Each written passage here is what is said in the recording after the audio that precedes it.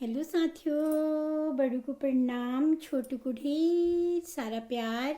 उत्तराखंड की सुंदर सी वादियों के बागेश्वर ज़िले से पुष्पा दुसाद ब्लॉग में आप सबका स्वागत करती हूँ। मैं उम्मीद करती हूँ आप सब स्वस्थ होंगे, मस्त होंगे। अभी मैं ब्लॉग की स्टार्टिंग कर रही हूँ रात के 9 बजे से। तो आज मैं अपनी महिला शक्ति से कुछ कहना चाह रही हूँ।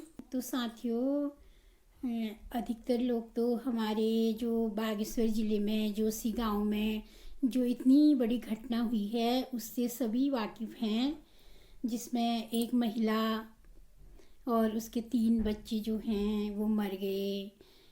और वो बहुत हृदय विदारक घटना थी जिसने पूरे हमारे बागेश्वर ज़िले को ही झंझोड़ के रख दिया है। ये बहुत बुरा लगा साथियों। उन्होंने अपनी जीवन की लीला तो ख़त्म की, लेकिन साथ में 3 मासूम से बच्चों को भी उन्होंने अपने साथ मतलब सुसाइड करने के लिए मजबूर कर दिया, जो काफ़ी निंदनीय है, बहुत गलत हुआ, जिसका आज पूरे क्षेत्र को जो है बहुत दुख है। साथियों, मैं ये कहना चाहूँगी कि अगर मतलब किसी भी घर में किसी का पति भी अगर शराब पीता है, शराब पी के अपनी पत्नी को, अपने बच्चों को परेशान करता है, तो ऐसे पति को ना छोड़ देने में ही भलाई है। चैनल में आ रहा है, खबरों में आ रहा है कि उस महिला का जो पति था वो बहुत शराबी था और 1 मार्च से ही वो घर नहीं आया था। घर में खाने के लाले पड़ गए थे, बच्चों को क्या खाएं करके बिल्कुल भूख से बच्चे तिलमिला रहे थे। और कुछ लोगों से उस आदमी ने कर्जा भी ले रखा था और वो लोग भी घर में आके परेशान कर रहे थे।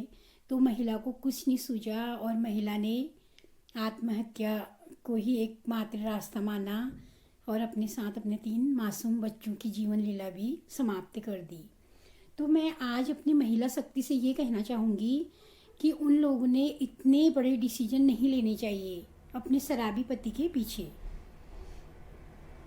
पहले तो हमें अपनी बालिकाओं को ही इतना सशक्त कर देना चाहिए कि वो किसी के मोहताज ना रहें, कोई उन्हें मतलब परेशान ना कर सके। उन्हें ये कह के उनकी शादी ना की जाए कि तुम्हारे मतलब जो पति हैं वो तुम्हें देखेंगे, तुम्हें पालेंगे, तुम्हारी परवरिश करेंगे और आगे को फैमिली को भी संभालेंगे। आज महिला और पुरुष दोनों को ही सशक्त होने की ज़रूरत है और आगे आने की ज़रूरत है।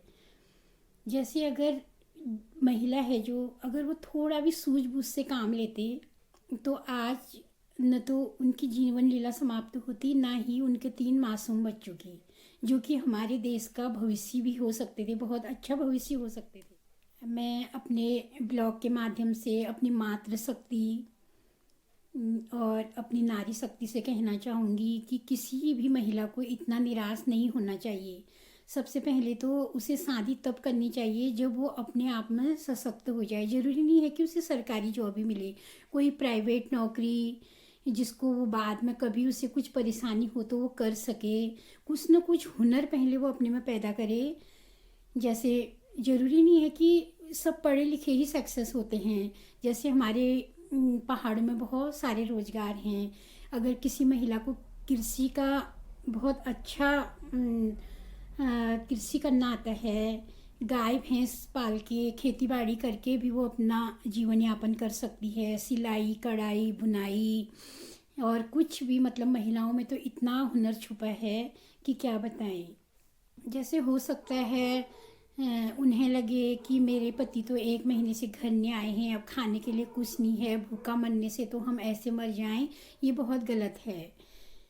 ऐसे कभी भी अपनी जीवन लीला समाप्ति नहीं करनी चाहिए।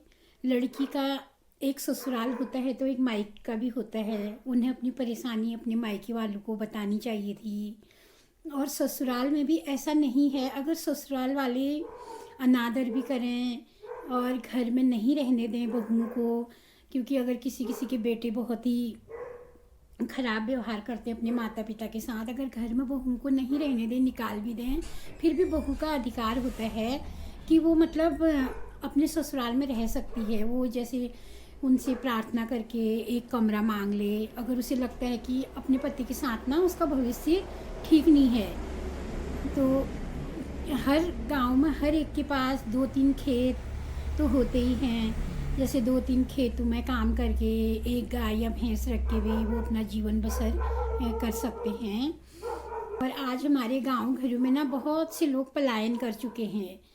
अगर उनको उनके घर वाले नहीं रहने देते अपने घर में, तो ग्राम प्रधान से बात करके जो लोग गांव से पलायन कर चुके हैं उनसे संपर्क स्थापित करके उनके घर में भी रह सकते हैं। और जो उनकी बंजर पड़ी भूमि है उसमें वो कुछ न कुछ उगा के अपना जीवन यापन बहुत अच्छे ढंग से कर सकते हैं।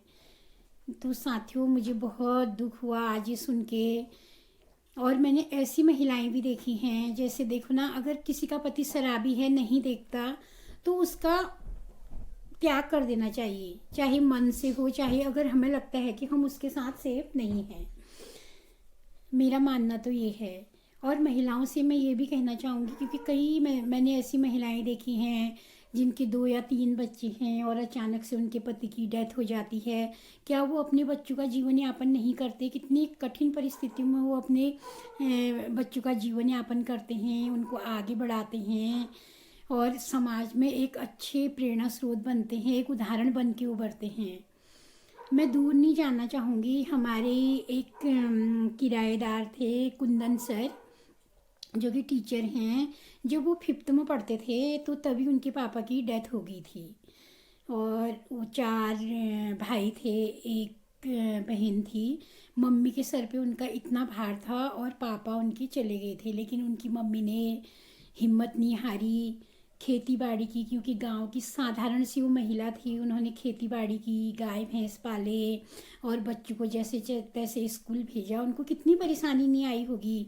कभी बच्चों की फीस देनी होगी, कभी बच्चों के लिए कपड़े लेने होंगे, खाने पीने का भी सारा चीज़ नहीं निकलता होगा घर से। उनको मेहनत मजदूरी भी साथ में करनी पड़ी होगी, लेकिन उन्होंने अपने 4 बेटों को, गवर्नमेंट जॉब में हैं आज उनके चारों बेटे। ऐसी माँ पे मुझे गर्व है। और ऐसी कई उदाहरण हैं हमारे भारत में, हमारे पहाड़ों में।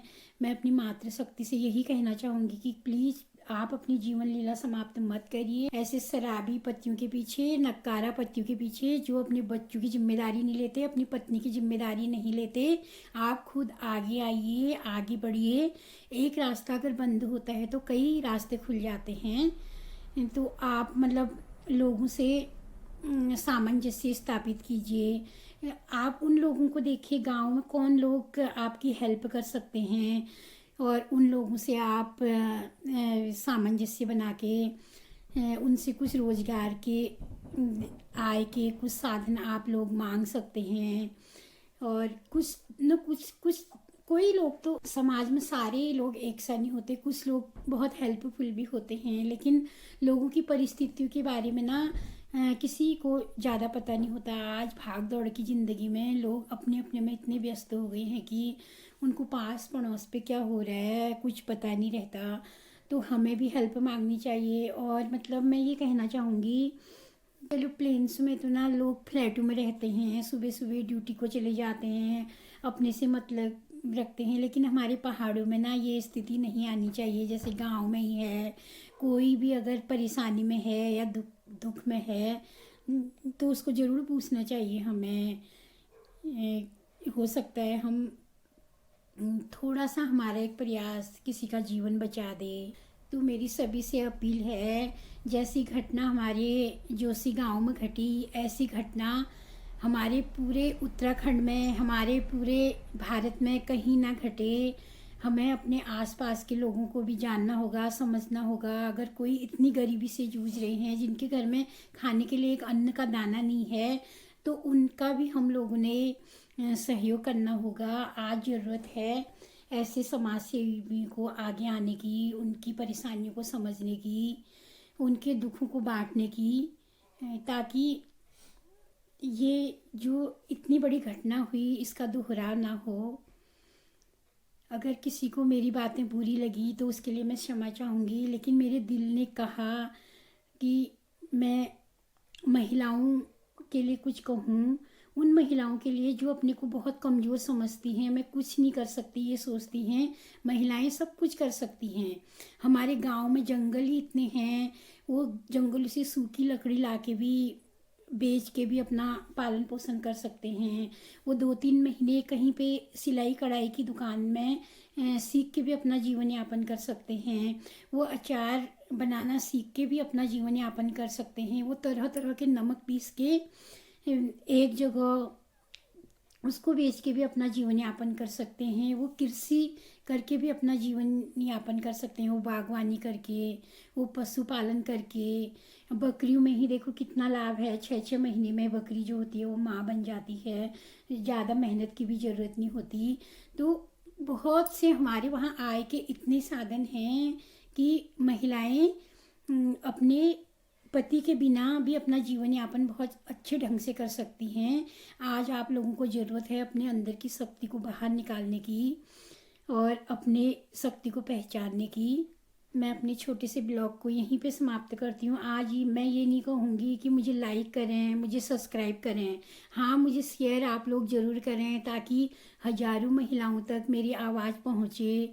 वो अपने अंदर की शक्ति को जाने, वो अपनी मातृ शक्ति को जाने, वो अपने साथ साथ अपने बच्चों का ऐसे अपने बच्चों को ऐसे दुनिया से जाने के लिए मजबूर ना करें। मतलब मुझे तो आज इतना दुख हो रहा है। वो छोटे छोटे वो 6 माह का बच्चा जो कि जिसे अभी ये पता भी नहीं था कि दुनिया कैसी होती है, क्या होती है, तो वो तक मतलब इस संसार से ऐसे चले गया।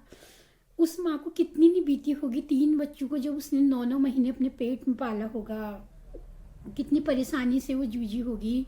लेकिन आज एक क्षण ऐसा आया कि सब सोचने समझने की सारी शक्ति क्षीण हो गई। उसे चारों तरफ बिल्कुल अंधेरा नजर आया और उसने अपनी जीवन लीला को समाप्त करने से बड़ा और कुछ नहीं सोचा। और साथ साथ में मेरे बच्चों का कल को ऐसे शराबी पति के साथ कैसा भविष्य होगा ये सोच के बच्चों को भी वो अपने साथ लेके चल दी। तो मेरी सभी से अनुरोध है कि कृपया आप लोग अपने जीवन का अंत ऐसे ना करें। जीवन अनमोल है, एक बार मिलता है, तो हम संघर्ष करके भी जी सकते हैं।